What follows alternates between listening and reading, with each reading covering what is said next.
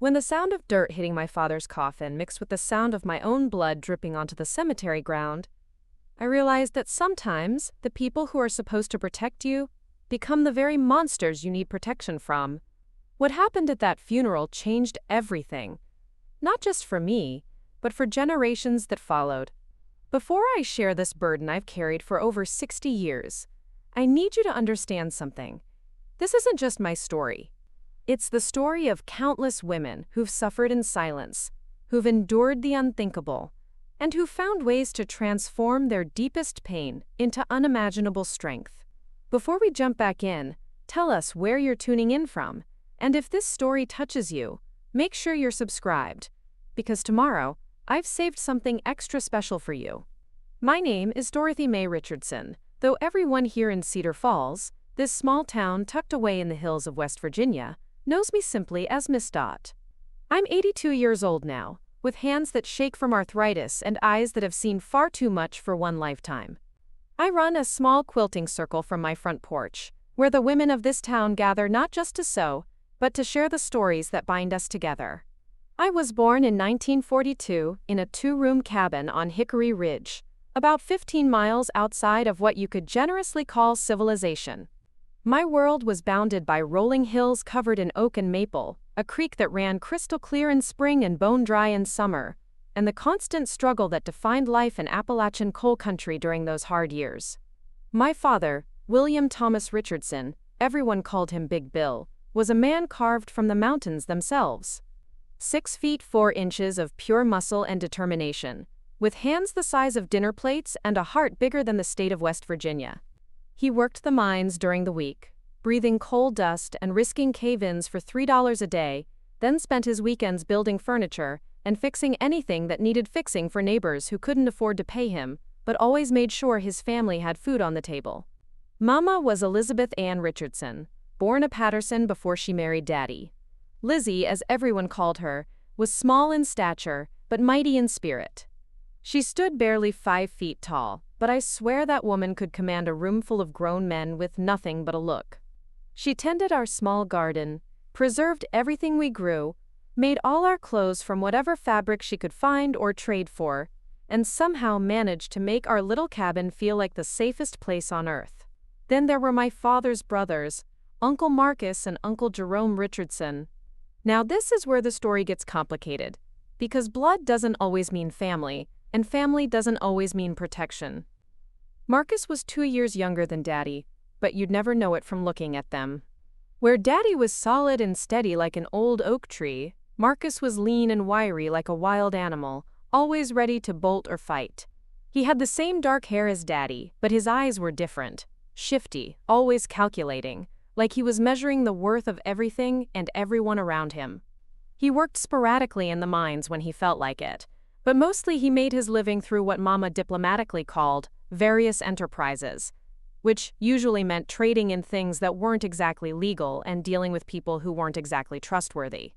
Uncle Jerome was the youngest of the 3 brothers, and in many ways, the most dangerous. He was only 4 years older than me, which meant he was still just 26 when everything happened. Jerome had inherited the family's size and strength, but none of Daddy's gentle nature. He had a temper that could explode without warning, and a mean streak that seemed to run as deep as the coal veins in the mountains around us. He'd never married, never held a steady job, and seemed to take particular pleasure in making life difficult for anyone he perceived as weaker than himself. The 3 brothers had grown up in that same cabin where I spent my early years, raised by their father, who died in a mine collapse when Jerome was just 15. Their mother, my grandmother Sarah, had done her best with 3 wild boys and no husband, but the mountains have a way of hardening people, and not always in good ways. Daddy had channeled his strength into providing for his family and helping his community. Marcus had channeled his into schemes and shortcuts that usually led to trouble. Jerome had channeled his into anger and violence that seemed to have no purpose other than causing pain. Despite their differences, the 3 brothers maintained an uneasy bond. Blood ties run deep in mountain families, and there's an unspoken code that you stand by your kin no matter what. Daddy often said that family was all we had in this world, that we had to stick together because nobody else would stick up for us. It was a philosophy that would come back to haunt us in ways none of us could have imagined. Our daily life in those years followed the rhythm of the seasons and the demands of survival. Daddy would leave before dawn to walk the 3 miles to the mine entrance, carrying his lunch pail and his hopes of making it home safe one more day. Mama would be up even earlier, starting the fire in our wood stove, preparing breakfast, and getting ready for a day that would be filled with the endless tasks required to keep a household running without electricity, running water, or any of the conveniences that even poor families in town took for granted. I helped Mama with everything: feeding the chickens, gathering eggs, tending the garden, washing clothes in the creek when weather permitted, and learning the 1,000 small skills that mountain women needed to survive. By the age of 10, I could preserve vegetables, smoke meat, sew a straight seam, and identify which wild plants were safe to eat and which ones would kill you. But more than the practical skills, Mama taught me about dignity. She taught me that being poor didn't mean being worthless, that hard work was its own reward, and that a woman's strength came not from her muscles, but from her refusal to be broken by circumstances beyond her control. "Dorothy May," she would say as we worked side by side in our little garden, "remember this. You are a Richardson woman. We bend, but we don't break. We endure, but we don't surrender. And we always, always protect what matters most." I thought I understood what she meant. I thought I knew what mattered most. I had no idea that one day I would have to choose between protecting myself and protecting everything I thought I believed about family, loyalty, and the bonds that were supposed to keep us safe. The warning signs were always there, looking back. The way Uncle Marcus would look at Mama when he thought nobody was watching. Not with respect, but with something that made my skin crawl even though I was too young to understand what it meant. The way Uncle Jerome's hands would linger too long when he helped me down from a wagon or picked me up when I fell. The way both of them seemed to take pleasure in making Daddy angry, pushing him just far enough to see that vein throb in his forehead, but never quite far enough to provoke the explosion that would end their games permanently. Daddy saw it too, I know he did. Sometimes I would catch him watching his brothers with an expression I couldn't quite read. Part love, part exasperation, part something that might have been fear. Not fear for himself, but fear for what they might be capable of, if he wasn't there to keep them in check. "Those boys never learned when to stop," he confided to Mama one evening when they thought I was asleep. I was lying in my small bed in the corner of our main room, listening to their conversation by the light of the oil lamp. Marcus thinks the world owes him something he never earned, and Jerome... Daddy's voice trailed off, and when he spoke again, his words sent a chill through me that I didn't fully understand at the time. "Jerome's got a darkness in him that scares me sometimes. I pray every day that he finds a way to channel it into something that won't destroy him or anyone else." Mama's response was quiet but firm. "We can't choose our family, Bill, but we can choose how much we let them into our lives. Maybe it's time to start making some different choices." But Daddy couldn't do it. The mountain code, the family loyalty, the belief that blood trumped everything else. It was too deeply ingrained in who he was. He would stand by his brothers no matter what, would protect them and provide for them and make excuses for them, right up until the day when his loyalty would cost him everything. That day was coming sooner than any of us knew. And when it arrived, it would teach me lessons about family, about survival, and about the terrible things people are capable of doing to those they claim to love that no 12-year-old should ever have to learn. Preparing and narrating this story took us a lot of time, so if you are enjoying it, subscribe to our channel. It means a lot to us. Now back to the story. Life has a way of preparing you for tragedy in small doses, like drops of poison that slowly build immunity or slowly kill you. You never know which until it's too late. The first real crack in our family's foundation appeared on a cold February morning in 1954 when I was 12 years old. I remember it so clearly because it was the day I learned that the people you trust most can become strangers in an instant. Daddy had been working double shifts at the mine for 3 weeks straight. The Henderson mine was expanding their operation, and every able-bodied man in the county was trying to get extra hours before the boom inevitably went bust. He'd leave our cabin at 4 in the morning and wouldn't return until well past dark, his face so black with coal dust that only his eyes and teeth showed white. Mama was worried about him. I could see it in the way she'd stand at our small window every evening, watching the path that led up from the valley, waiting for the familiar silhouette of his lanky frame. She'd cook his dinner and keep it warm over the dying embers of our stove, sometimes until 10 or 11 at night. "He's pushing himself too hard," she confided to me one evening, as we sat darning socks by lamplight. "A man can only take so much before something gives way." She was right, but not in the way either of us expected. It was Uncle Marcus who brought the news. He came stumbling up to our cabin around noon, his eyes wild and his breath reeking of the moonshine that seemed to be his constant companion. Even at 12, I knew the difference between a man who'd had a drink and a man who was drowning his sorrows, and Marcus was definitely drowning. "Lizzie," he called out, not bothering to knock. Mountain families didn't stand on ceremony. If the door wasn't barred, you were welcome to enter. But there was something in his voice that made Mama stiffen and move protectively in front of me. "What is it, Marcus?" she asked, though I could tell from her tone that she already suspected something terrible. "It's Bill," he said, swaying slightly as he stood in our doorway. "There's been an accident at the mine." The world seemed to stop. Mama's hand found mine and squeezed so tight I thought she might break my fingers. "How bad?" she whispered. Marcus shook his head, and for a moment the calculating look left his eyes and was replaced by something that might have been genuine grief. "Bad, Lizzie. Real bad. Cave-in happened around 10 this morning. They've got him out, but—" He trailed off, unable or unwilling to finish the sentence. We rode to the mine in Marcus's beat-up truck. The three of us squeezed into the front seat with me pressed between Mama and Uncle Marcus. The truck reeked of cigarettes, stale beer, and something else I couldn't identify but would later recognize as the smell of fear and desperation. The Henderson mine was chaos when we arrived. Ambulances, mine officials in clean suits, families gathered around in tight clusters, their faces reflecting the same mixture of hope and dread that was tearing at my own chest. Uncle Jerome was already there, talking animatedly with a group of other miners, his voice carrying that edge of excitement that always seemed to accompany other people's misfortune. Daddy was alive, but barely. The cave-in had caught him and two other men in a section they were expanding. The other two had been crushed immediately, killed so fast they probably never knew what hit them. Daddy had been pinned under a massive timber beam, his legs and pelvis crushed, his back broken in 3 places. Dr. Harrison, the mines doctor, was a blunt man who didn't believe in sugarcoating bad news. "Mrs. Richardson," he said, pulling Mama aside while I stood close enough to hear every word, "I'm going to be straight with you. Your husband is alive, but he's never going to walk again. The damage to his spine is too extensive. Even if he survives the next few days, and that's a big if, he'll be paralyzed from the waist down for the rest of his life." Mama didn't cry.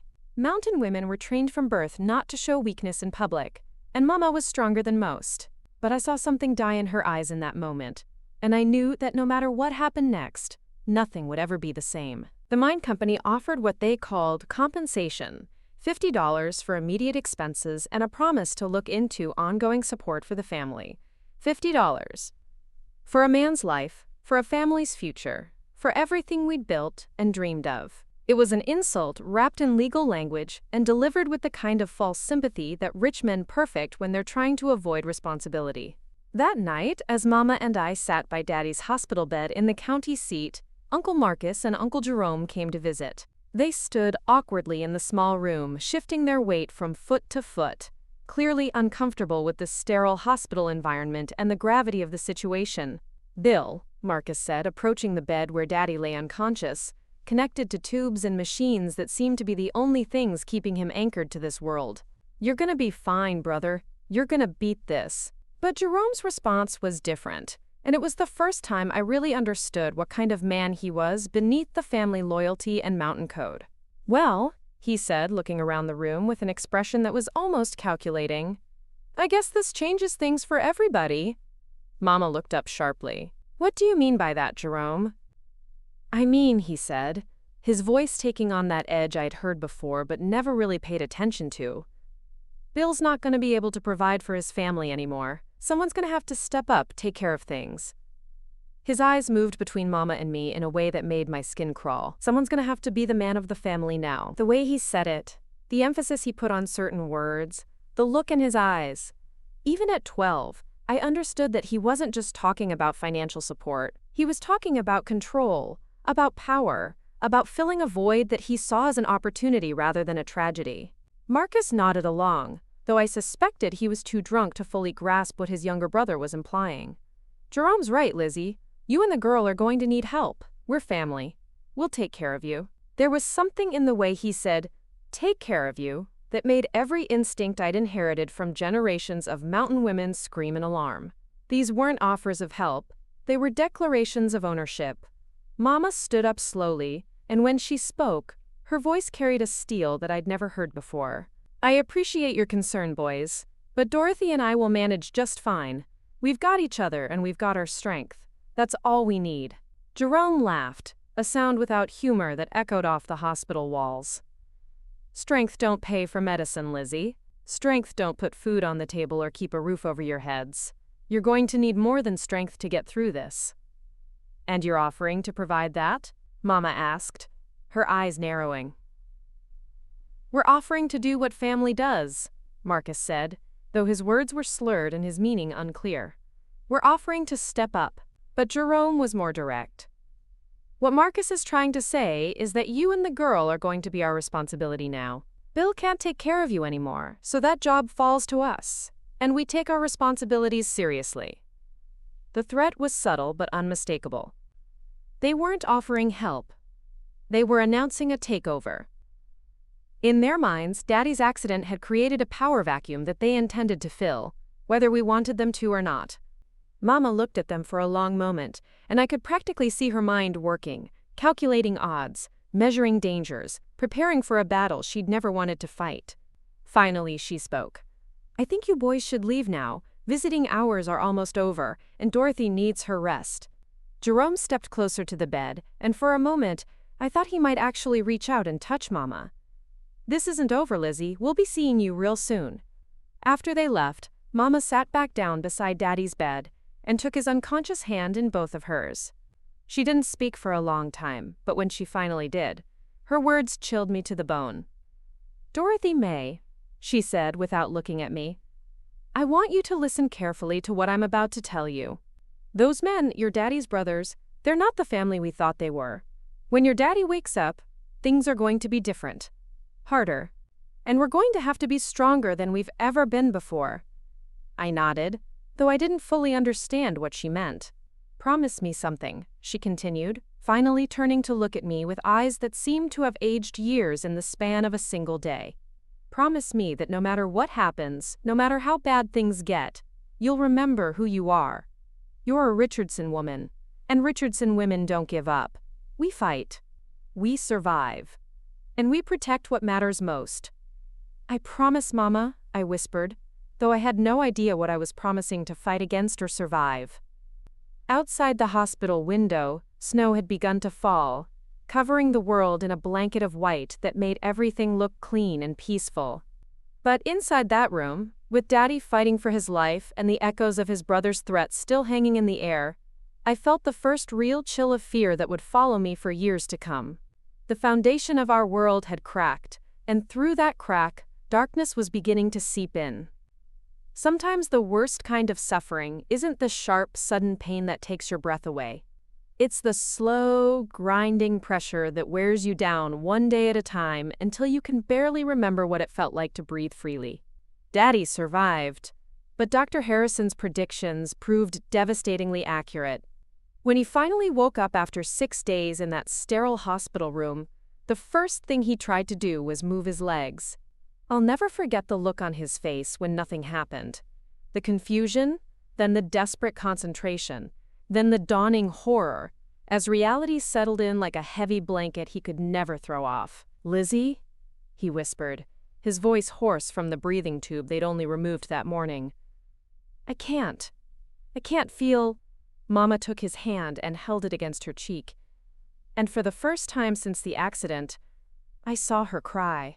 Not the dramatic sobbing you see in movies, but the quiet, steady tears of a woman who's watching her whole world crumble, and knows there's nothing she can do to stop it. The doctors said he'd need to stay in the hospital for at least another month, maybe 2, while they decided what kind of ongoing care he'd require. The mine company's insurance would cover the immediate medical costs, but after that, we were on our own. $50 and a mountain of medical bills that would follow us for the rest of our lives. We returned to our cabin on Hickory Ridge 2 days later, and immediately I could sense that something had changed. It wasn't anything obvious. The furniture was all in the same places, our few possessions were undisturbed, even Mama's garden looked exactly as we'd left it. But there was something in the air, a feeling of violation that made my skin crawl. "Someone's been here," Mama said quietly, standing in the doorway and scanning our small living space with the sharp eyes of a woman who knew every inch of her domain. I looked around but couldn't see anything out of place. "How can you tell?" She pointed to the kitchen table, where our few dishes were arranged just slightly differently than she always kept them. "And the pantry door is open a crack. I always close it tight to keep the mice out." She walked to our small bedroom and came back with a grim expression. "Someone's been going through our things." We didn't have to wonder who for very long. Uncle Marcus appeared at our door that very evening, carrying a bottle of moonshine and wearing the kind of smile that never reached his eyes. Behind him, Uncle Jerome lurked like a shadow, his massive frame filling the doorway in a way that seemed deliberately intimidating. "Lizzie, Dorothy," Marcus called out with false cheer. "We came to check on you girls, make sure you're settling in all right." Mama didn't invite them in, but that had never stopped them before. They pushed past her into our small living space, and immediately the cabin felt crowded and unsafe.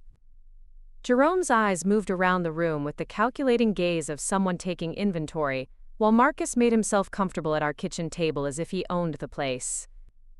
"How's Bill doing?" Marcus asked, though his tone suggested he didn't really care about the answer. "He's alive," Mama replied curtly. "He'll be in the hospital for several more weeks." "That's rough," Jerome said, his voice carrying a false sympathy that fooled no one. "Real rough. Hospital bills must be adding up." "We'll manage," Mama said firmly. Marcus laughed and took a long pull from his bottle. "Will you, though? I mean, let's be realistic here. Bill's never gonna work again. The mine company's not gonna take care of you forever. You've got a young girl to feed and clothe, a cabin that needs repairs, bills that need paying." He gestured around our humble home with the bottle. "This place is falling apart as it is." It was true, though I'd never really noticed before. Our cabin was old, built by Daddy's grandfather sometime in the 1890s. The roof leaked in 3 places. The floorboards were warped and loose in spots, and the chinking between the logs needed constant maintenance. When Daddy was healthy and working, these were just facts of life in the mountains. Now they loomed like insurmountable problems. "What are you suggesting?" Mama asked, though from her tone, I could tell she already suspected where this conversation was heading. Jerome stepped forward, and I instinctively moved closer to Mama. "We're suggesting that you don't have to face this alone. Family takes care of family. That's the mountain way. We could move you and Dorothy down to town," Marcus added, his words slightly slurred but his intent crystal clear.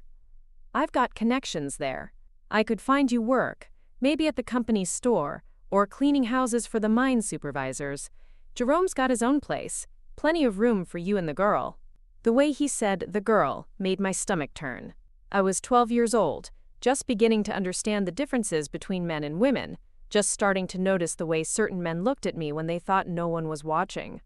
Jerome's attention had always made me uncomfortable, but now, with Daddy helpless in a hospital bed and Mama vulnerable and afraid, that discomfort had transformed into genuine fear.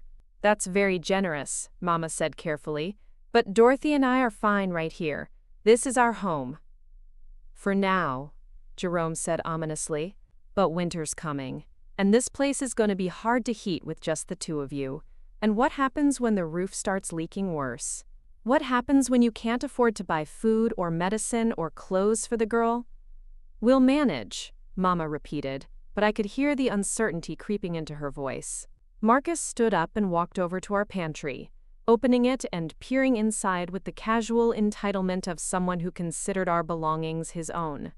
"Doesn't look like you've got much to manage with," he observed. "Maybe a week's worth of food if you're careful." It was then that I realized they hadn't just been snooping when we were at the hospital. They'd been taking inventory, assessing our resources, planning their siege. They knew exactly how vulnerable we were, and they intended to use that knowledge against us. "Tell you what," Jerome said, his voice taking on the tone of someone offering a great favor. "Why don't we start with something small? Marcus and I could take turns staying here nights, just to make sure you and Dorothy are safe. A cabin full of women out here in the woods. Anything could happen." The threat was subtle, but unmistakable. They weren't offering protection. They were pointing out our vulnerability and positioning themselves as the solution to a problem they were creating. Mama's back straightened, and I recognized the expression on her face. It was the same look she got when she was about to wring a chicken's neck. Determined, focused, and completely without mercy. "That won't be necessary. Dorothy and I have been taking care of ourselves just fine." "Have you?" Marcus asked with a laugh. "Because from where I'm standing, it looks like you need all the help you can get." That's when Jerome made his first real mistake. He reached out and put his hand on my shoulder, ostensibly in a gesture of familial affection, but his fingers lingered in a way that made my skin crawl. "Don't worry, little Dorothy," he said, his voice dropping to what he probably thought was a reassuring tone. "Uncle Jerome's gonna take real good care of you." Mama moved so fast I barely saw it happen. One moment, Jerome's hand was on my shoulder. The next moment, Mama had grabbed a cast-iron skillet from the stove and was holding it in a way that made very clear she knew how to use it as a weapon. "Take your hands off my daughter," she said, her voice deadly quiet. Jerome raised his hands in mock surrender, but he was smiling in a way that made my blood run cold. "Easy there, Lizzie. I was just being friendly." "I know exactly what you were being," Mama replied, not lowering the skillet. "And I'm telling you right now, if you ever touch my daughter again, if you so much as look at her wrong, I will cave in your skull while you sleep." Marcus laughed nervously. "Come on, Lizzie. Jerome didn't mean anything by it. We're family." "No," Mama said firmly. "Family protects each other. Family respects boundaries. Family doesn't prey on the weak." She looked directly at Jerome. "You are not my family. You are not Dorothy's family. You are strangers who happen to share blood with my husband." The tension in the room was so thick you could have cut it with a knife. Jerome's friendly mask had slipped completely, revealing something ugly and predatory underneath. Marcus was still trying to play peacemaker, but his eyes were calculating, measuring, planning. Finally, Jerome stepped back toward the door. "You're making a mistake, Lizzie. A big mistake. You need us, whether you want to admit it or not. And sooner or later, you're going to realize that pride don't keep you warm at night." "Neither do snakes," Mama replied coldly. After they left, Mama barred the door and checked every window twice before finally sitting down at the kitchen table. Her hands were shaking as she set down the skillet, and for the first time since Daddy's accident, she looked truly frightened. "Mama?" I asked quietly. "What are we going to do?" She looked at me for a long moment, and I could see her wrestling with whether to tell me the truth or try to shield me from the reality of our situation. Finally, she chose honesty. "I don't know, baby girl," she admitted, "but I know this. We're not going to let them win. Whatever they're planning, whatever they think they can take from us, we're going to fight them every step of the way." Outside, night was falling over Hickory Ridge, and with it came the sounds of the mountains. Owls calling, branches creaking in the wind, the distant howl of a coyote. Sounds that had always been comforting before, but now seemed full of menace and hidden threats. The siege had begun, and we were outnumbered, outgunned, and running out of time. They say that wolves will circle their prey for days, testing for weakness, waiting for the perfect moment to strike. What they don't tell you is how exhausting it is to be the prey, to live every moment knowing that predators are watching, waiting, planning your destruction. The weeks following that confrontation with the skillet became a masterclass in psychological warfare. Uncle Marcus and Uncle Jerome didn't come back to the cabin immediately. but their presence was everywhere. We'd find footprints around our property in the morning, evidence that someone had been watching our windows during the night. Our few chickens started disappearing one by one. Not taken by foxes or coyotes, but clearly stolen by human hands. Tools would go missing from our small shed, only to reappear days later in different locations, as if someone was playing a cruel game with our sanity. Worst of all, people in town started treating us differently. When Mama and I would make our weekly trip to Thompson's General Store for supplies, conversations would stop when we entered. The same neighbors who had always greeted us warmly now offered cold nods or avoided eye contact altogether.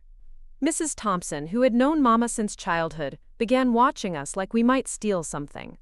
It took me weeks to understand what was happening. Marcus and Jerome hadn't just been idle since our confrontation. They'd been busy spreading poison throughout the community, carefully crafted lies designed to isolate us and make us even more vulnerable than we already were. "I heard they're saying you've been entertaining men while Bill's in the hospital," Mrs. Geneva Hartwell whispered to Mama one day as we waited in line at the post office. Geneva was one of Mama's oldest friends, and the pain in her voice as she shared this gossip was evident. "Marcus has been telling folks that that you're not grieving properly, that you're already looking for a replacement." Mama's face went white, then red with fury. "And what exactly did you tell him when you heard that lie?" Geneva looked uncomfortable. "Lizzie, I know it's not true, but Marcus, he's got a way of making things sound believable. He says he's worried about you and Dorothy, that you're not thinking clearly because of the shock. He says—" She trailed off, unable to meet Mama's eyes. "He says what?" Mama demanded. "He says that Dorothy's getting to be a woman now, and that it's not safe for her to be alone with you in that cabin. He says you're not able to protect her properly, and that family needs to step in before something terrible happens." The implications hit me like a physical blow. They weren't just trying to isolate us socially. They were building a case for taking me away from Mama. In a community where family reputation meant everything, where a woman's virtue was considered fragile and easily lost, these kinds of rumors could destroy us completely. That evening, Mama sat me down at our kitchen table and spoke to me like an adult for the first time in my life. "Dorothy May," she said, her voice steady but her hands trembling slightly, "I need you to understand something. Your uncles aren't just mean or selfish. They're dangerous. They want to control us, and they're willing to destroy our reputation and our relationships to do it." "Why?" I asked, though part of me already knew the answer. "Because they see us as property," she said bluntly. "With your daddy unable to work, unable to protect us, they think we belong to them now. They think they have the right to decide what happens to us, where we live, how we survive." She paused, choosing her words carefully. "And Jerome has been watching you, Dorothy. I've seen the way he looks at you. You're growing up, becoming a young woman, and he sees that as an opportunity." The words made my skin crawl, but they also clarified something that had been nagging at me for weeks. "Is that why they want to move us to town? So they can watch us more closely?" "Partly," Mama admitted. "But it's more than that. If they can get us dependent on them for housing, for food, for everything we need to survive, then we'll have no choice but to accept whatever they demand in return." I thought about this for a moment, trying to understand the full scope of what they were planning. "And if we refuse?" Mama's expression darkened. "Then they'll find other ways to get what they want. They'll spread more lies, turn more people against us, make it impossible for us to survive on our own. And eventually—" She didn't finish the sentence, but she didn't need to. The next morning brought news that confirmed our worst fears. Dr. Harrison arrived at our cabin in his black medical bag, his face grim with the kind of expression that meant more bad news was coming. "Mrs. Richardson," he said, accepting the cup of coffee Mama offered but not drinking it, "I'm afraid I have some difficult news about your husband's condition." My heart stopped. "Is he—" "He's alive," Dr. Harrison said quickly, "but his condition has taken a turn for the worse. He's developed an infection in his lungs, and his body isn't responding to treatment the way we'd hoped. We're doing everything we can, but—" He set down his coffee cup with hands that weren't quite steady. "You should prepare yourself for the possibility that he might not recover." The world seemed to tilt sideways. Daddy dying had always been a possibility. I knew that mine accidents claimed men regularly, and that surviving the initial injury didn't guarantee long-term survival. But somehow, I'd convinced myself that if he could just get through the first few weeks, everything would be all right. We'd figure out how to manage with his paralysis, how to adapt our lives to his limitations. The idea that we might lose him entirely had seemed too terrible to contemplate. "How long?" Mama asked, her voice barely above a whisper. "Days, maybe a week if we're lucky," Dr. Harrison replied. "I'm sorry, Mrs. Richardson. I wish I had better news." After he left, Mama and I sat in silence for a long time. Finally, she spoke. "We need to go to him. Today. Right now." We packed a small bag and began the long walk to town, where we could catch the bus to the county seat. But we'd barely made it halfway down the mountain when Uncle Marcus's truck came rattling up the dirt road, with Jerome riding in the passenger seat. They stopped directly in front of us, blocking our path. Marcus got out of the truck with that false concern he'd perfected, while Jerome remained seated but watching us through the windshield with an expression that made my skin crawl. "Lizzie, Dorothy," Marcus called out. "Where are you girls headed in such a hurry?" "To see Bill," Mama replied curtly. "Dr. Harrison says he's taken a turn for the worse." Marcus nodded gravely. "Yeah, we heard. Terrible news. That's actually why we're here. We came to give you a ride to the hospital. No sense in you and the girl having to walk all that way and then catch the bus."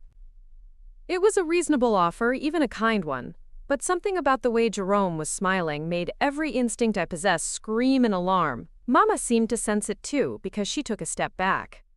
"That's generous of you, but we can manage on our own." "Come on, Lizzie," Marcus said, his voice taking on that edge I'd learned to fear. "It's a long trip to the county seat, and you'll be exhausted by the time you get there. Bill needs you to be strong for him."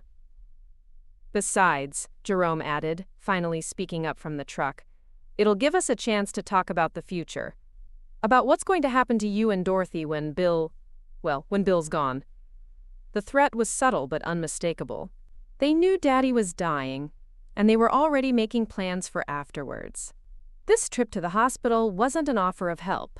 It was an opportunity to corner us, to have us trapped in a confined space where we couldn't escape their pressure and manipulation. Mama must have reached the same conclusion, because she grabbed my hand and started walking again, trying to step around the truck. "We appreciate the offer, but we prefer to travel on our own." Marcus moved to block our path again, and for a moment, I thought he might physically try to force us into the truck. "You're being unreasonable, Lizzie. Stubborn. Pride's a luxury you can't afford anymore." "My pride is all I have left," Mama replied firmly, "and I intend to keep it." Jerome got out of the truck then, his massive frame casting a shadow over both of us. "You know what your problem is, Lizzie. You don't know when you're beaten. You keep fighting battles you can't win, and all you're doing is making things harder for yourself and for Dorothy." He looked directly at me when he said my name, and the hunger in his eyes was so obvious, so predatory that I felt physically sick. "The girl's going to need guidance, Lizzie. She's going to need a man's influence in her life. You can't give her that." "I can give her something better," Mama shot back. "I can give her the knowledge that she doesn't have to accept whatever men try to force on her. I can teach her that her body and her life belong to her, not to anyone else."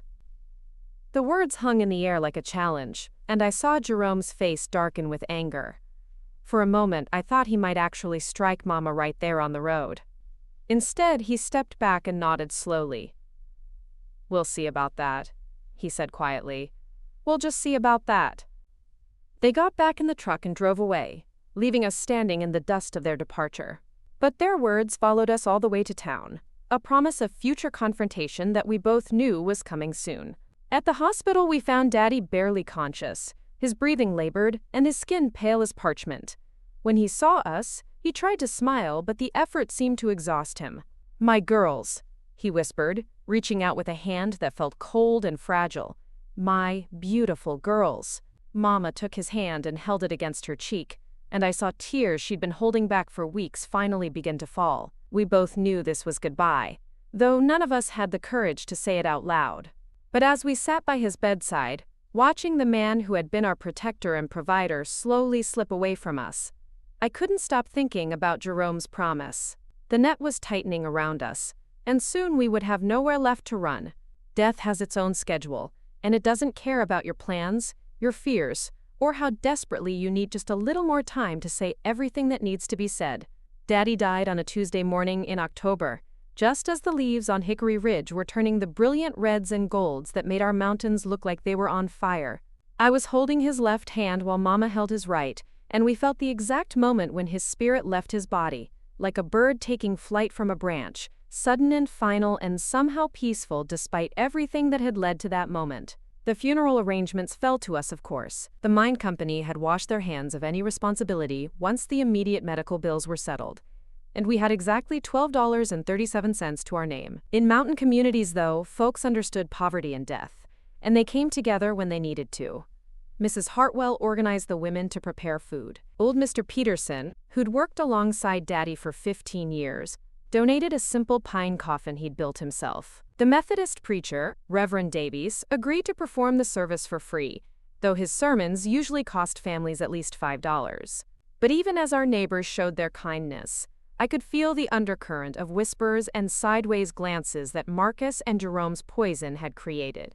People helped because it was the right thing to do, but they helped reluctantly, with reservation, as if they weren't quite sure we deserved their charity. The wake was held at our cabin, as was traditional. We laid Daddy out in the front room, the coffin resting on 2 sawhorses that Mr. Peterson had brought along with his handiwork. Mama had dressed Daddy in his one good suit, the same one he'd worn to their wedding 15 years earlier, and somehow he looked peaceful in a way he hadn't in weeks. People began arriving around sunset. Miners who'd worked with Daddy, neighbors from up and down the ridge, distant relatives I barely knew, and families from the valley who'd known our family for generations. They brought covered dishes, mason jars of moonshine, and stories about Daddy that made me realize how much respect he'd earned in his 43 years of life. "Your daddy once pulled me out of a cave-in when everyone else had given up for dead," old Charlie Morrison told me, his weathered hands shaking slightly as he held his hat. "Dug with his bare hands for 6 hours straight, saved my life, he did." "He helped us through 3 bad winters," added Mrs. Crawford from down the valley. "Never asked for anything in return, just showed up with firewood and food when we needed it most."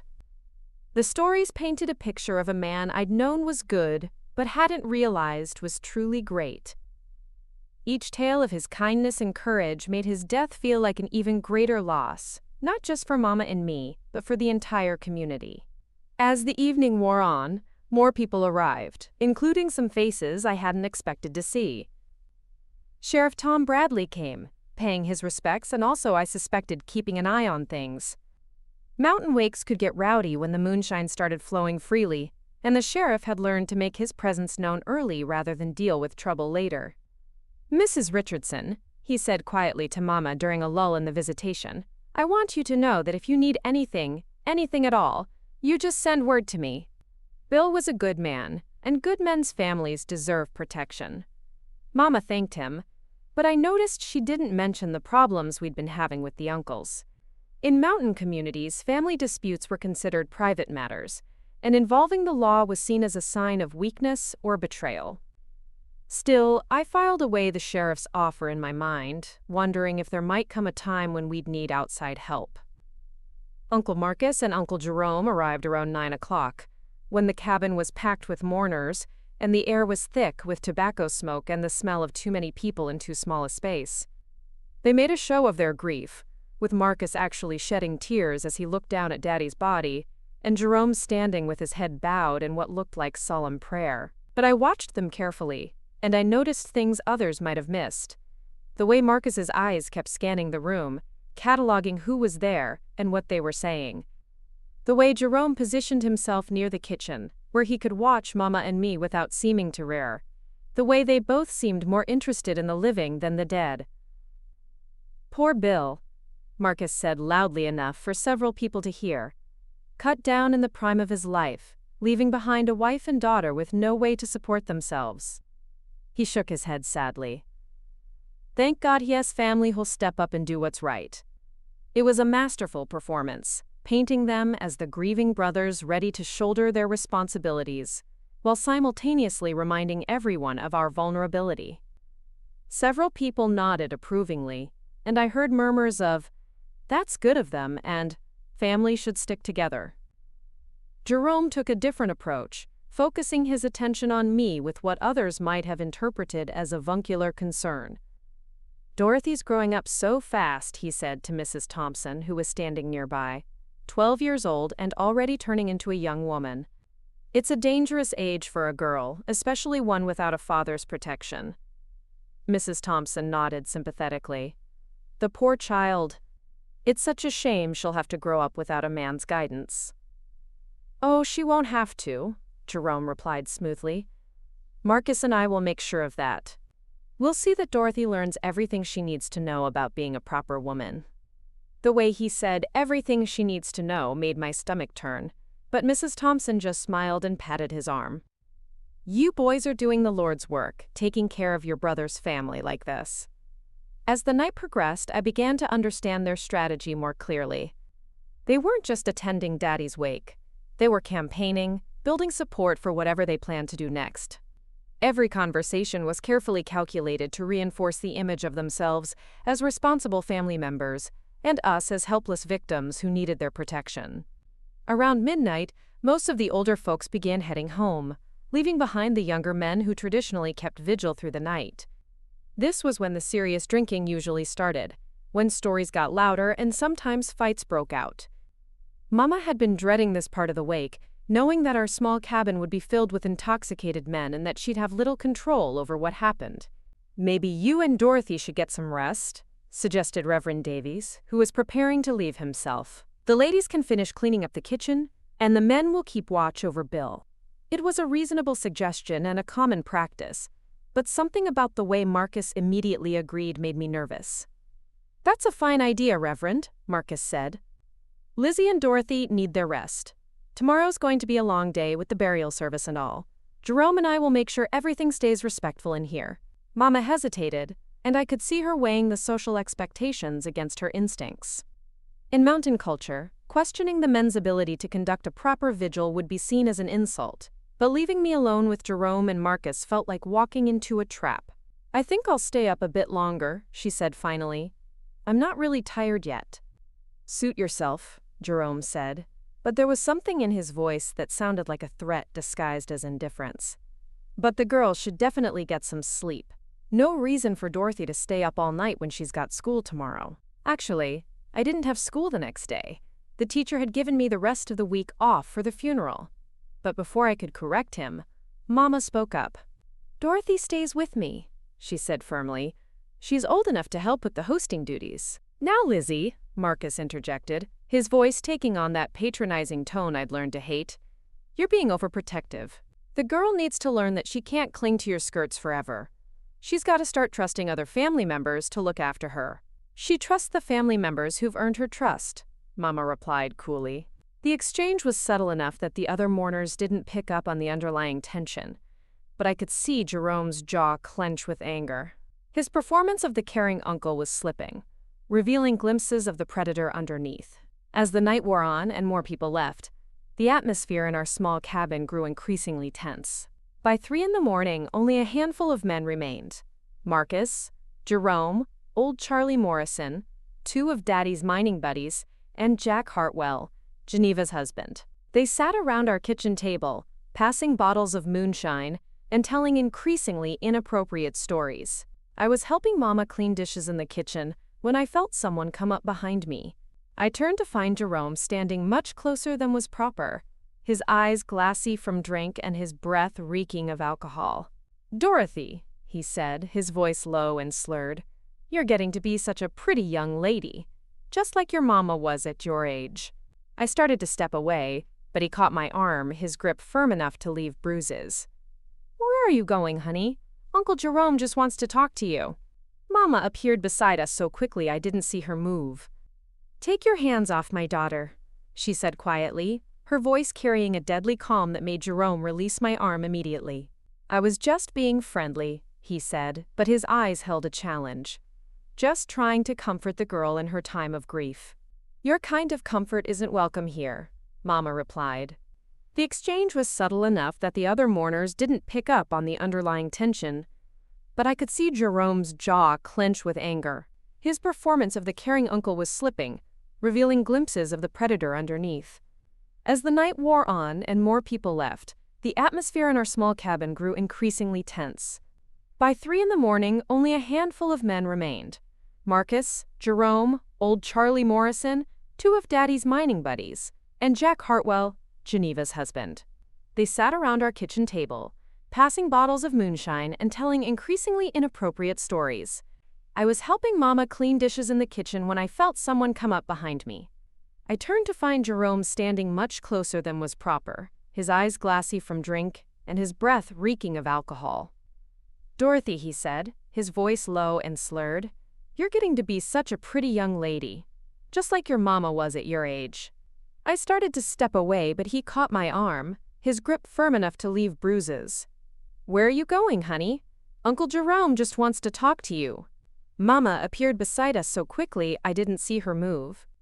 "Take your hands off my daughter," she said quietly, her voice carrying a deadly calm that made Jerome release my arm immediately.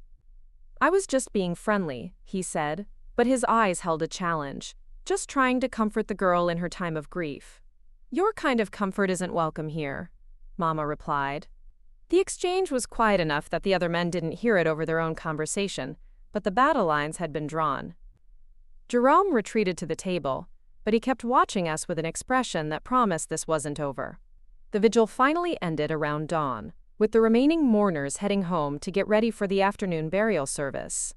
As Marcus and Jerome prepared to leave, Marcus pulled Mama aside for what looked like a private conversation. "Lizzie," I heard him say, "we need to talk about practical matters. About what happens now that Bill's gone, about how you're going to manage, what kind of help you'll need." "We've managed this long," Mama replied. "We'll continue to manage." "Will you?" Marcus asked. "Because from where I stand, it looks like you're barely holding on. And that's with the community helping out for the funeral. What happens next week when everyone goes back to their own lives and their own problems?" It was a fair question, and we all knew it. Our small savings were gone, spent on medical bills and funeral expenses. We had no source of income, no way to pay for food or heating oil or any of the 100 necessities required for survival in the mountains. Winter was coming, and we were completely unprepared for it. "We'll figure something out," Mama said, but for the first time, she sounded uncertain. Jerome stepped forward then, and his words chilled me to the bone. "You don't have to figure anything out, Lizzie. We've already figured it out for you. After the burial today, you and Dorothy are coming home with us. It's all arranged." The way he said "it's all arranged" made it clear this wasn't a request or even a suggestion. It was an ultimatum, delivered at the moment when we were most vulnerable and least able to resist. And as I looked at Mama's face, I realized that our real nightmare was just beginning. Sometimes the moment that changes everything happens not with thunder and lightning, but in the quiet space between one breath and the next, when you suddenly understand that all your choices have been taken away. The burial service took place that afternoon in the small cemetery behind the Methodist church, where 4 generations of Richardsons lay beneath simple stone markers weathered by mountain winters. Daddy's grave had been dug by volunteer pallbearers, 6 men who'd known him well enough to carry him to his final rest without payment or expectation of reward. Reverend Davies spoke beautiful words about resurrection and eternal peace, about a man who'd lived with dignity and died too soon. The small crowd of mourners sang Amazing Grace, in voices rough with emotion and mountain accents, and for a few moments I felt surrounded by the kind of community support that makes tragedy bearable. But even during that sacred ceremony, I was acutely aware of Uncle Marcus and Uncle Jerome standing on either side of our small family group, positioning themselves like bookends or guards. They dressed in their best clothes, suits that didn't quite fit, and shoes that had been polished to an unnatural shine, and they presented the picture of grieving brothers supporting their deceased sibling's family. "Ashes to ashes, dust to dust," Reverend Davies intoned as the first shovelful of earth hit Daddy's coffin with that hollow sound that would haunt my dreams for years to come.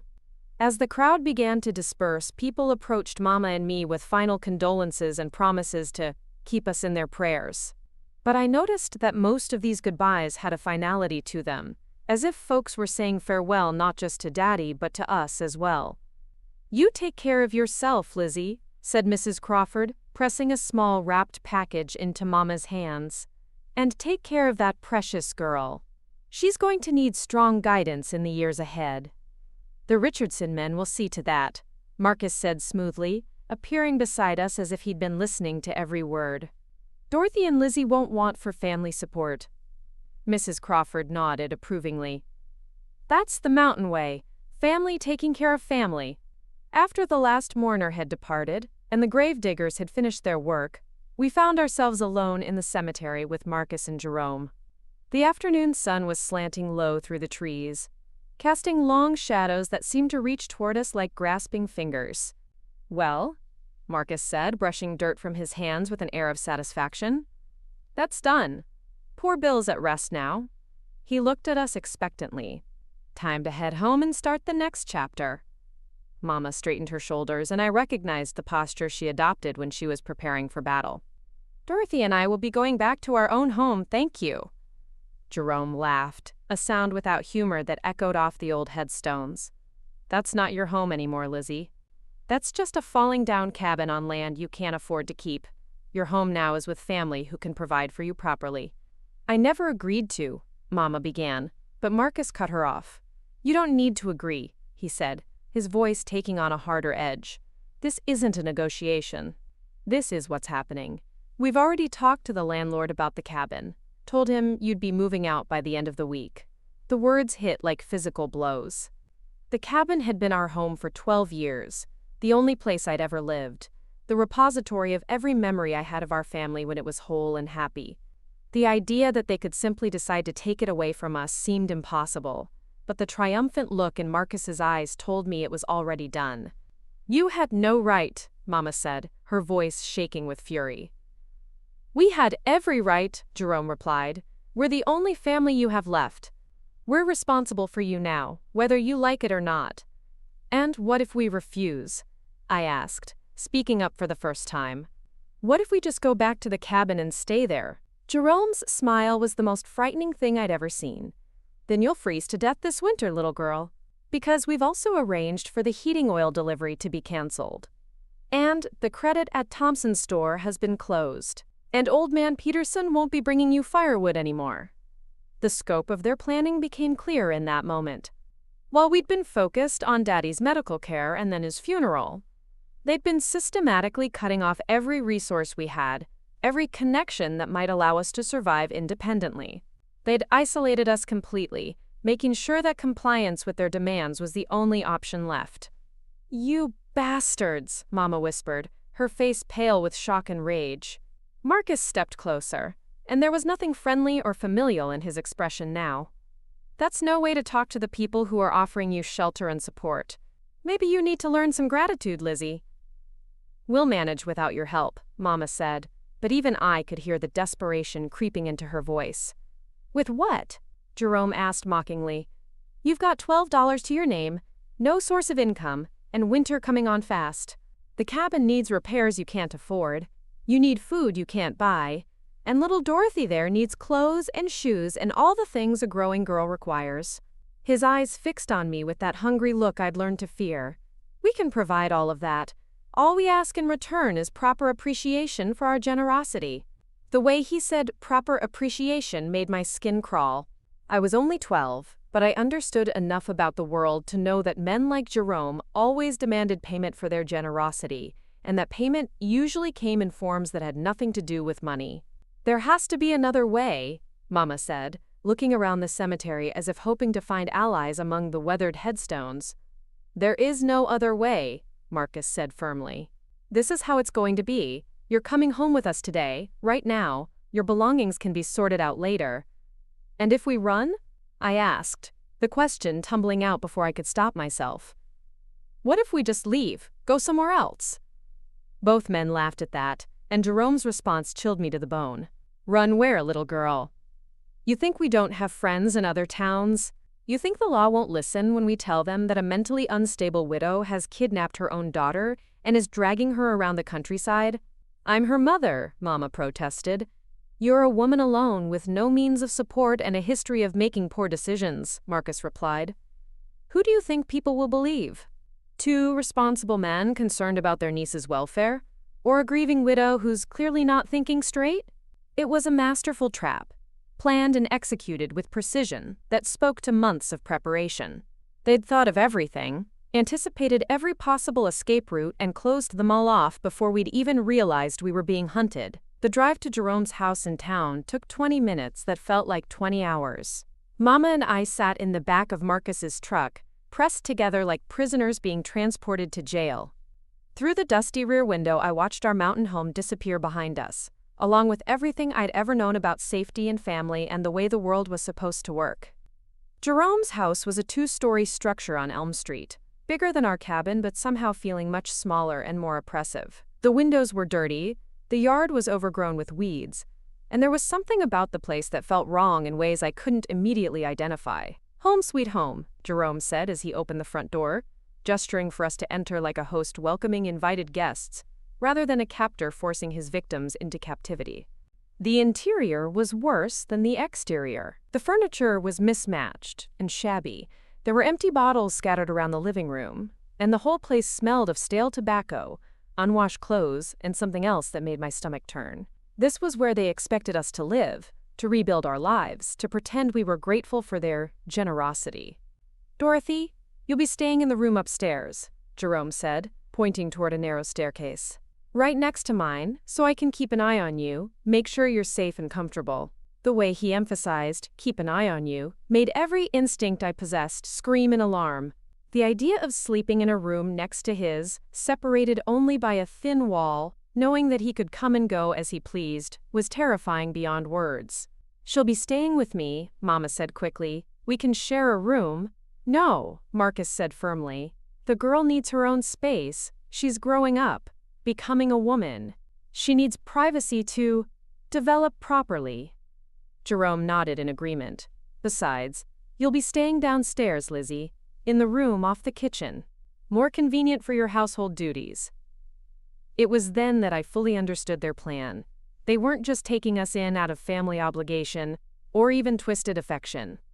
They were setting up a situation where Mama and I would be separated, isolated from each other, vulnerable to whatever they had planned for us individually. I want to see both rooms, Mama said, her voice steady despite the fear I could see in her eyes. Of course, Jerome said with that horrible smile. Let me give you the grand tour. The room they'd designated for me was small and sparse, with a narrow bed, a wooden chair, and a dresser with a cracked mirror. But it was the lock on the outside of the door that made my blood run cold. This wasn't a bedroom. It was a cell. Mama's room was worse. Located off the kitchen with no window and barely large enough for a single bed, it felt more like a storage closet than living quarters. And like my room, it had a lock on the outside. For security, Marcus explained when he saw us staring at the locks. Lot of unsavory characters in town these days. We want to make sure our girls are safe and sound. But we both knew the locks weren't meant to keep danger out. They were meant to keep us in. As the sun set on that first day in our new home, I sat on the narrow bed in my assigned room and listened to the sounds of the house settling around me. Footsteps in the hallway, muffled conversations from downstairs, the clink of bottles and the occasional burst of crude laughter. This was our new reality.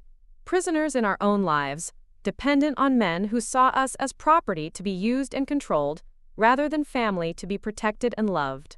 And as I lay in that unfamiliar bed, staring at the ceiling and trying not to think about the lock on the outside of my door, I made a promise to myself that would sustain me through the dark days ahead. Somehow, someway, Mama and I were going to escape this trap. We were going to survive whatever they had planned for us. And when the opportunity came, we were going to fight back with everything we had. The question wasn't whether we would resist. It was whether we'd be strong enough to win when the time came. There's a special kind of terror that comes from being trapped in a house where the very people who are supposed to protect you become the monsters you need protection from. It's not the sharp fear of sudden danger, but the slow, grinding horror of knowing that every day will bring new humiliations, new violations, new proof that you are completely powerless. Our first week in Jerome's house established a routine that would become the framework of our captivity. Mama was expected to wake before dawn to prepare breakfast, clean the house, do laundry by hand in the basement washtub, and have dinner ready when the men returned from whatever work they'd managed to find that day. I was enrolled in the local school but walked there and back under Jerome's watchful eye, with strict instructions about what I could and couldn't say to teachers or other students.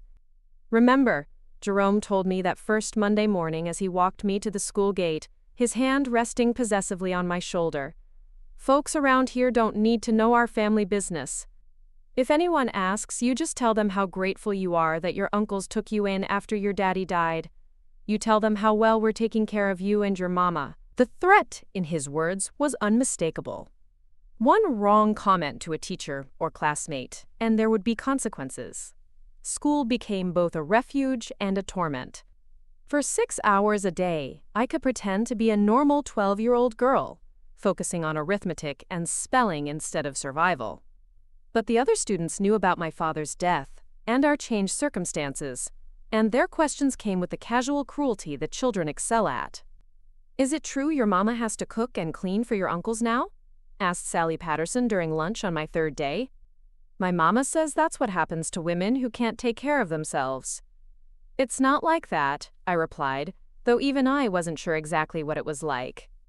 "My daddy says your Uncle Jerome never got married because he's too particular about women," added Tommy Henderson, with the knowing smirk of a boy who'd overheard adult conversations.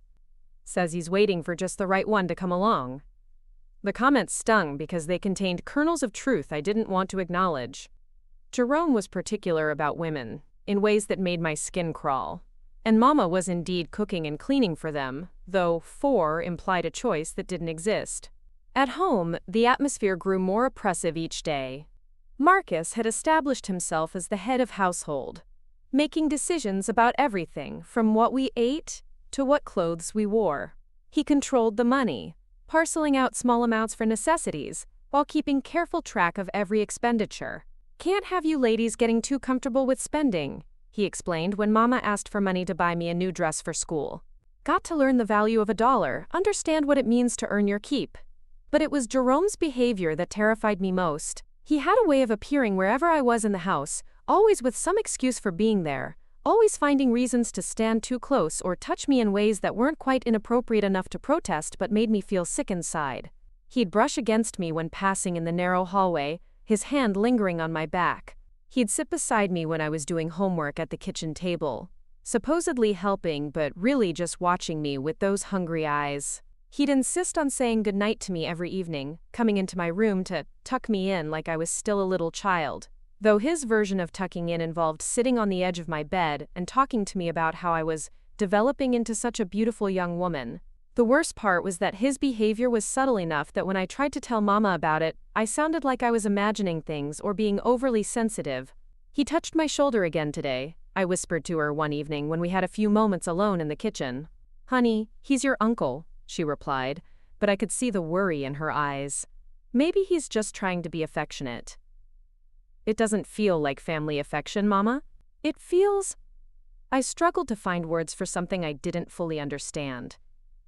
"It feels wrong."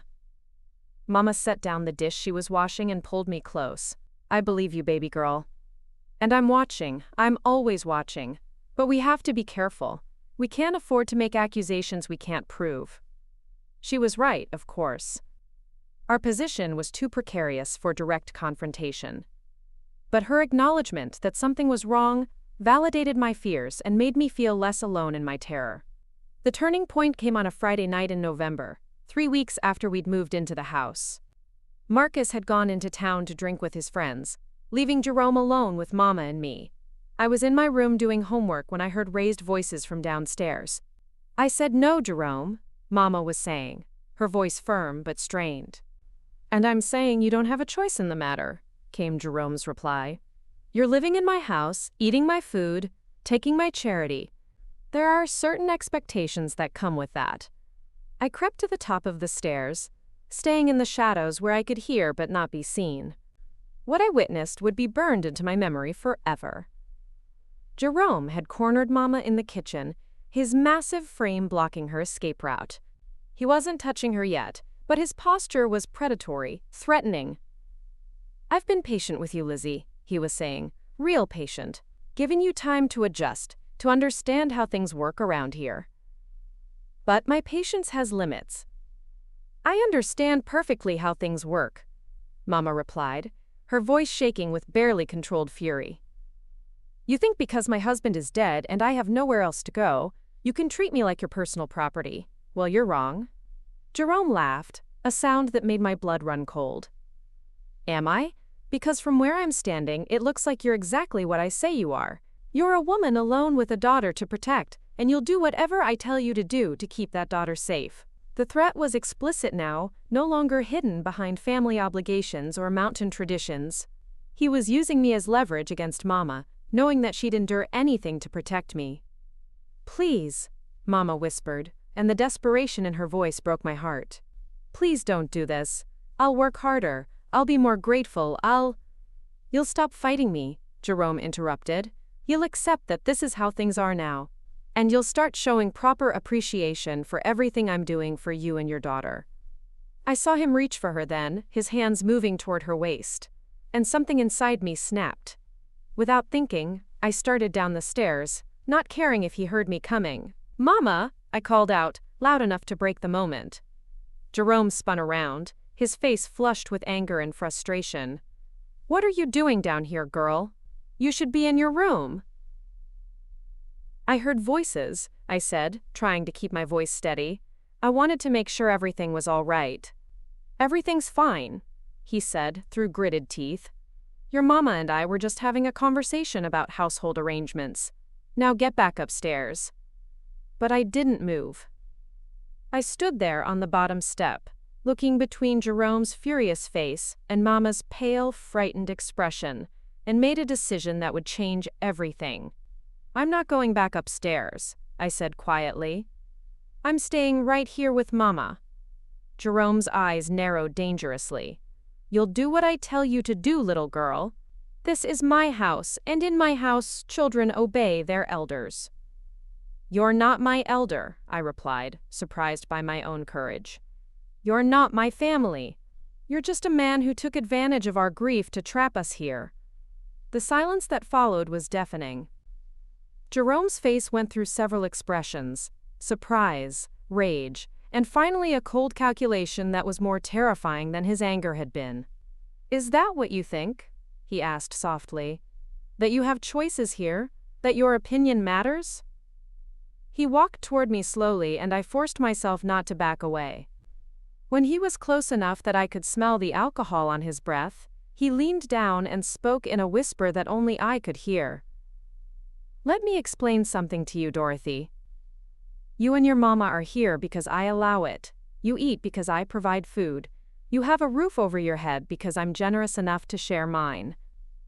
And if you ever speak to me that way again, if you ever forget your place in this house, I will remind you in ways that will make you wish you'd never been born." His words were quiet enough that Mama couldn't hear them clearly, but she could see the effect they had on me. I felt all my courage drain away, replaced by a terror so complete it made my knees weak. "Do we understand each other?" Jerome asked, still in that horrible whisper. I nodded, not trusting my voice. "Good," he said, straightening up and speaking normally again. "Now, both of you get to your rooms. It's been a long day, and tomorrow's gonna be even longer." As I climbed the stairs on shaking legs, I heard him call after us.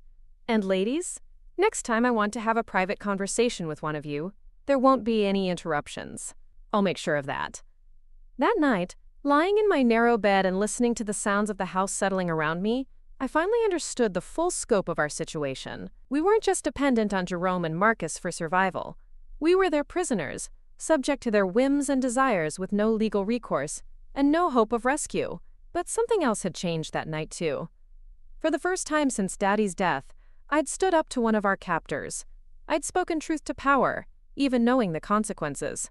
And while Jerome's threats had terrified me, they'd also awakened something I hadn't known I possessed.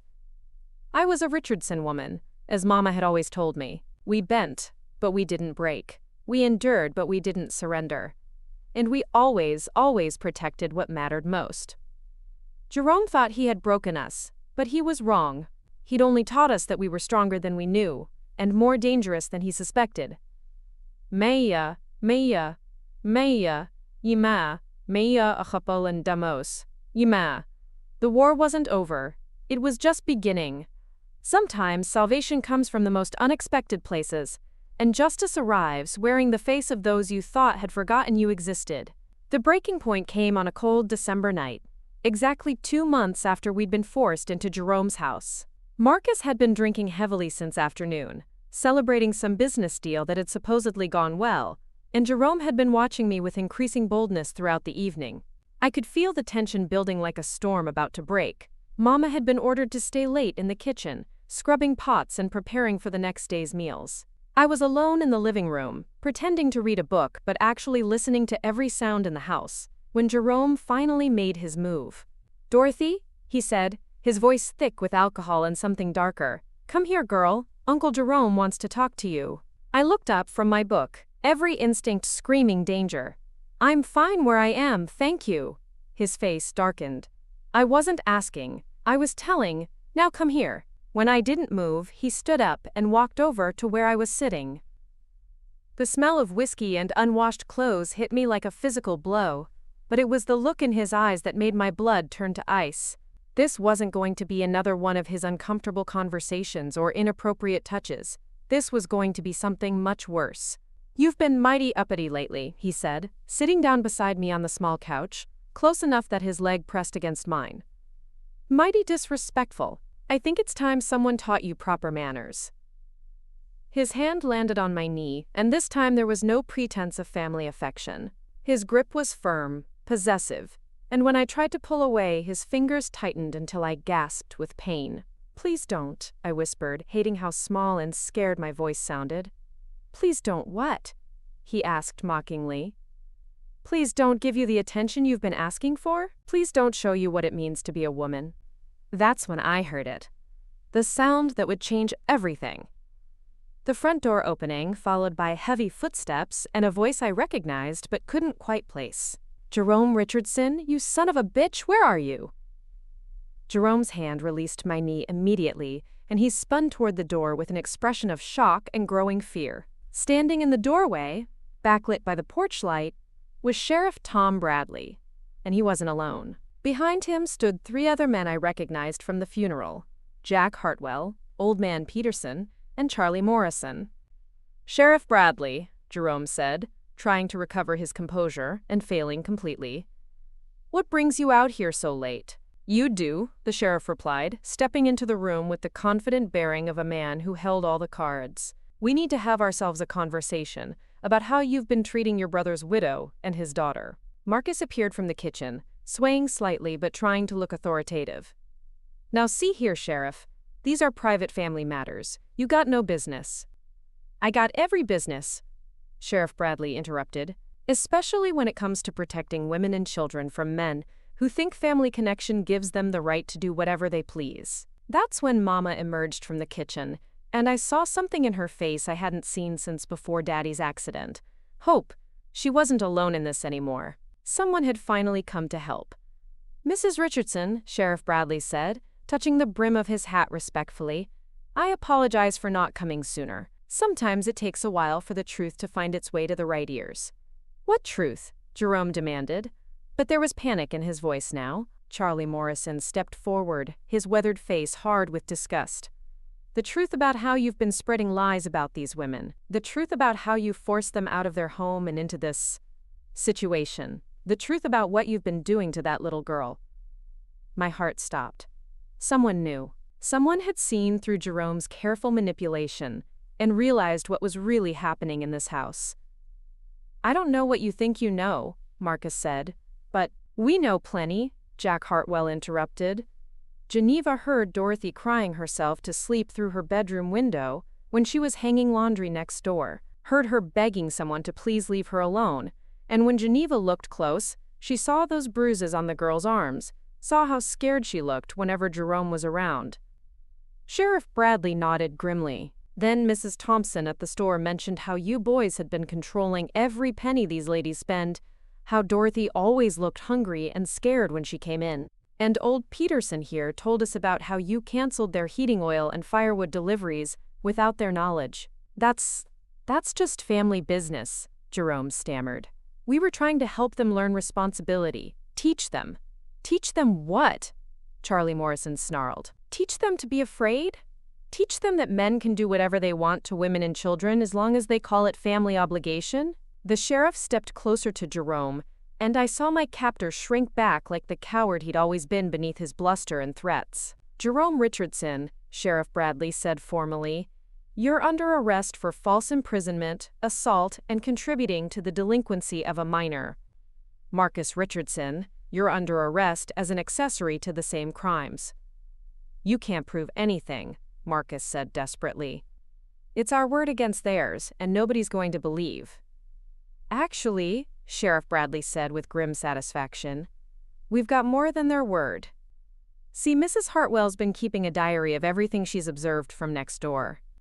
Every time she heard crying, every time she saw suspicious behavior, every time you boys were drunk and loud and making threats. And Dr. Harrison documented those bruises on Dorothy's arms when Geneva convinced her to bring the girl in for a, quote, checkup last week. I remembered that doctor visit, how Mama had seemed nervous about it, how Dr. Harrison had asked strange questions about how I was settling into my new home. I'd thought it was just routine concern, but now I realized it had been something much more important. Someone building a case to save us. As the sheriff placed handcuffs on both men, Jerome turned to look at me with pure hatred in his eyes. This isn't over, he said quietly. Family doesn't abandon family. We'll be back. No, I said, standing up with a strength I didn't know I possessed. You won't. Because you were never our family. Family protects and loves and lifts each other up. You're just predators who used blood relation as an excuse to hurt people weaker than you. Sheriff Bradley smiled at that, the first genuine smile I'd seen from an adult in months. Well said, young lady. And Jerome, if you ever come within a mile of these women again, if you so much as look in their direction, I'll make sure you spend the rest of your miserable life in the state prison. That's not a threat. It's a promise. As the sheriff and his deputies led the uncles away in handcuffs, the other men turned their attention to us. But instead of the judgment or pity I expected, I saw respect and genuine concern. Mrs. Richardson, Old Man Peterson said gently, we've been talking, and we want you to know you've got options now. Real options. Geneva and I cleaned out your old cabin, Jack Hartwell added. Fixed the roof, restocked the pantry, got the heating oil delivered. It's ready for you and Dorothy whenever you want to go home. And the Methodist Church took up a collection, Charlie Morrison said, pulling an envelope from his coat pocket. Enough to get you through the winter and help you figure out what comes next. Mama started crying then, but they were tears of relief and gratitude rather than fear and despair. For the first time in months, we had choices. We had control over our own lives. We had hope. But it was Sheriff Bradley's final words that meant the most to me. Dorothy, he said, crouching down so he could look me in the eyes, I want you to remember something. What happened here wasn't your fault. You didn't deserve it, you didn't cause it, and you sure as hell didn't have to endure it alone. Sometimes adults fail children, but that doesn't mean all adults will fail you. And sometimes it takes time for help to arrive, but that doesn't mean help isn't coming.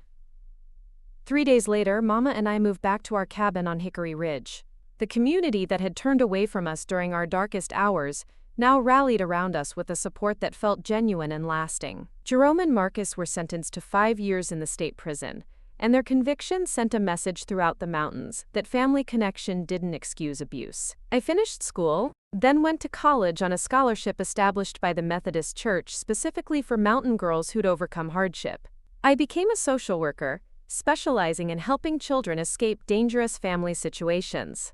Mama lived to see me graduate, to see me marry a good man who understood that strength comes in many forms, and to see me use my experience to help countless other families. Now, at 82 years old, I run support groups for women and children who've survived family abuse. I tell them what Sheriff Bradley told me that night, that their pain isn't their fault, that help is coming, and that survival itself is a form of victory. Jerome and Marcus died in prison, forgotten and unmourned. Their names are carved on no headstones, remembered in no family stories, claimed by no one who loved them. But Mama and I? We carved our names in the hearts of everyone we helped, everyone we saved, everyone we showed that dignity and strength can survive even the darkest betrayals. We bent, but we didn't break. We endured, and we didn't surrender. And we protected what mattered most. Not just ourselves, but the hope that others in similar situations could find their way to freedom. That's what real family does. That's what real strength looks like. And that's the legacy I want to leave behind when my time on this earth is finally done. The mountains taught us to be strong. Our pain taught us to be wise. And our survival taught us to be grateful for every day we get to choose our own path forward. That, my dear viewers, is how a 12-year-old girl and her grieving mother found their way from the darkest valley to the highest peak, and learned that sometimes the most important battles are won not with violence, but with the simple refusal to give up hope. Up next, you've got 2 more standout stories right on your screen. If this one hits the mark, you won't want to pass these up. Just click and check them out. And don't forget to like, subscribe, and turn on the notification bell so you don't miss any upload from us.